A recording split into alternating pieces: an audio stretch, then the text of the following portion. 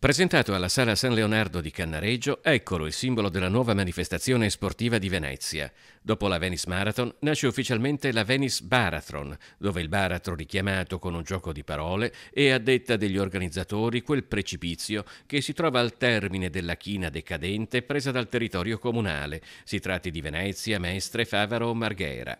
Un ciclo di eventi il 25 e il 26 maggio e soprattutto una marcia attraverso luoghi ritenuti significativi. E la responsabilità dell'amministrazione è enorme, non solo rispetto ai cittadini veneziani che ci vivono e che hanno tutte le loro problematiche, a cominciare dal progetto scandaloso della torre di Viale San Marco, ma anche va ad incidere anche con una grande responsabilità in tutto il mondo, perché Venezia è patrimonio dell'umanità. Stiamo parlando di una situazione, per esempio uno scavo di un canale in laguna, il Vittorio Emanuele, che vogliono fare, che avrà un disastro di veleni che verranno movimentati. E poi su Mestre, delle torri addirittura sul primo binario di Mestre che vogliono costruire, 2 torri, e poi il buco dell'ex Umberto I, e poi questo pseudo bosco di Mestre. Ma quale bosco di Mestre? Stanno cementificando una zona che in maniera assolutamente fasulla chiamano degrado urbano, invece è agricoltura a Tessera.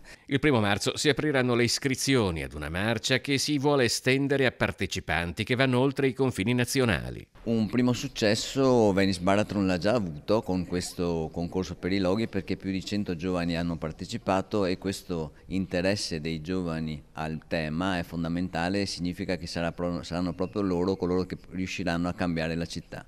Da loro ci si aspetta molto e a loro va dato tanto fiducia.